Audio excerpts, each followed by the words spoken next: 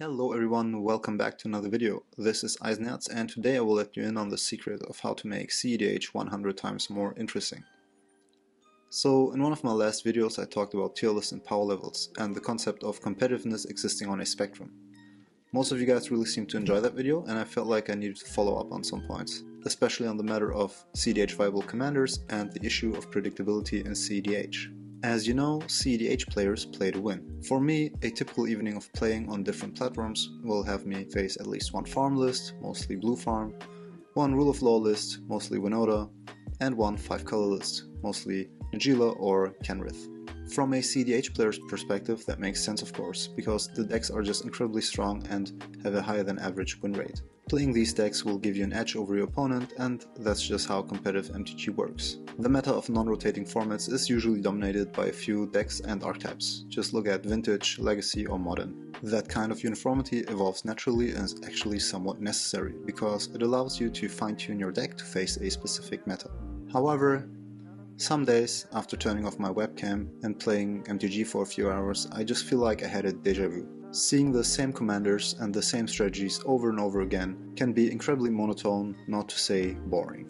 This is especially true with trending decks that have incredibly high player base with mediocre pilots for a few months and then basically cease to exist. That's just how it is, right? Deal with it or leave the format. Thank you for listening, goodbye, video over. But hold on for a second. There's actually something that you and I and every cEDH player can do to combat this. Play more Fringe commanders. Fringe commanders? What the fuck is a Fringe commander, you might ask? Well, I don't mean a bad commander. Nothing that will negatively impact pot balance, of course. Let's rewind a bit. In my video about tier lists and power levels, I explained that some strategies, and thereby some commanders, have a higher success rate than others, and can therefore be considered more competitive.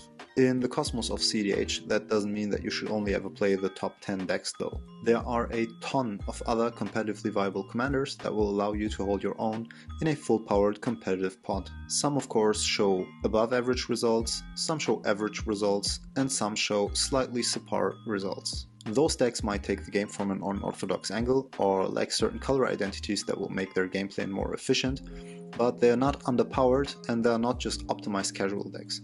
No. They might not be the best of the best, but they are certainly competitive. They can score wins against any decks and any pots, and they can hold their own in a fully powered competitive meta. So if you want to broaden your cEDH horizon, play cEDH with cards or combos that might not be staples, and in general just create a more diverse cEDH meta, you should just play a Fringe commander. You might not win as often as with a Grixis Turbo Norse list, but you will certainly have fun and learn something new. And to get you guys started on that, I will give you a super quick rundown of 4 very interesting Fringe commander decks. And without further ado, let's get started. Lurrus is more widely known as a companion, but he also sees play as a cEDH commander.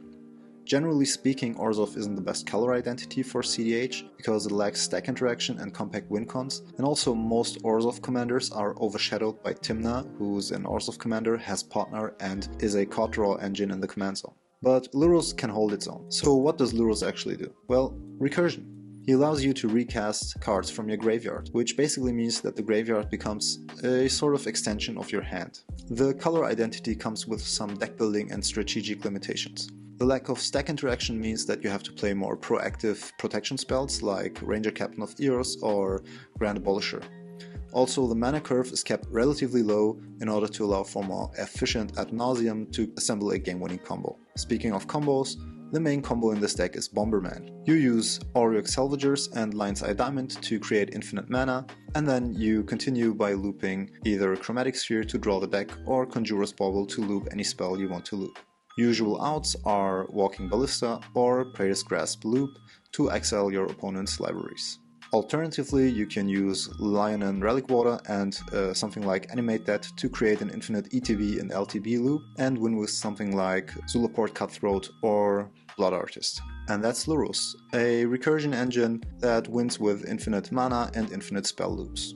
Did you know that in MTG 15 squirrels can actually beat Emrakul? Well, of course they can, as long as Chatterfang is their commander. Chatterfang is a Golgari squirrel commander that creates squirrel tokens whenever another token is created under your control. You can also pay a black mana and sacrifice X squirrel tokens to give target creature +X -X until end of turn. This seems kinda janky, right? Well, yeah, but not if you play a combo deck instead of a squirrel tribal deck. The goal of this deck is to use Chatterfang's triggered ability to create infinite treasure tokens, squirrel tokens, and/or infinite draw. This can be achieved with Pitiless Plunderer and Chatterfang, as long as you control 2 squirrel tokens. You can create infinite treasure tokens, infinite squirrel tokens, and wipe your opponent's boards of all creatures. Everything you now need is an outlet like Zulaport Cutthroat or Blood Artist. Worst case scenario, you're left with a bunch of summoning 6 squirrel tokens that will win you the game in the next turn as long as you can survive and protect them. Other combos are Squirrel Nest plus Earthcraft or Ruthless Knave with Earthcraft or Ashnod's Altar. And that's Chatterfang. Our next commander is Fblthp the Lost. Fblthp the Lost is a mono-blue commander that draws a card on ETB. But when it enters the battlefield from your library, it will draw 2 cards instead. And if it becomes the target of a spell, you will have to shuffle it back into your library. The deck, of course, is basically a control shell because it is mono blue, but it's kinda unique. It wins with a combination of Proteus Staff, Doomsday Piles, and the Isochron Scepter plus Dramatic Reversal Loop. This is a combo that's also played in Urza, but Fblthp is very streamlined to play this exact combo, and the ETB makes it much more efficient. So how exactly does this work? With Fblthp in the game, and no other creature in your deck, you cast and activate Proteus Staff to put Fblthp under your library. You now start flipping cards from the top of your library until you hit another creature, which will be Fblthp. You will put Fblthp into play and you will create a draw trigger to draw 2 cards. Before the trigger resolves, however, you will be able to rearrange your deck however you want. This is due to the effect of Proteus Staff. You now create one of many card piles that will allow you to immediately draw, cast and activate Isochron Scepter plus Dramatic Reversal. With that, you will be able to untap your Proteus Staff and reactivate it. This will allow you to grab any outlet from your deck. That could be a Codex Shredder to mill your opponents out, you could go for dual Scepter loops, Twister loops, or you could just simply go for infinite turns with Nexus of Fate, whatever your heart desires. And that is Fblthp the Lost. Our next commander is Vega the Watcher. Vega the Watcher is an Azorius commander that will allow you to draw a card whenever you cast a spell from anywhere that's not your hand. This card was printed in Kaldheim, where Foretell was one of the main mechanics. It meant that whenever you would cast a card with Foretell, you would also draw a card, so it's basically a draw engine within Kaldheim. Unfortunately though, Foretell is a very bad ability, especially in cEDH. So what this deck does is it also uses the Dramatic Reversal plus Isochron Scepter combo. Whenever you cast the Dramatic Reversal through Isochron Scepter, you will also draw a card through Vega's triggered ability. You don't even have to be mana positive to do that. You will just need 2 mana from non-land sources and loop Isochron Scepter Dramatic Reversal combo to draw your entire deck. What's great about the Azorius color identity is that it has access to creature removal as well as artifact and enchantment tutors. You can also play heavy stack interaction as well as hate bears like Drenth Magistrate, Grand Abolisher, Ranger Captain of Ears, or Aven Mindcensor. You basically play a mid-range control list that seeks to assemble a combo in the mid-game. Nothing too out of the ordinary here.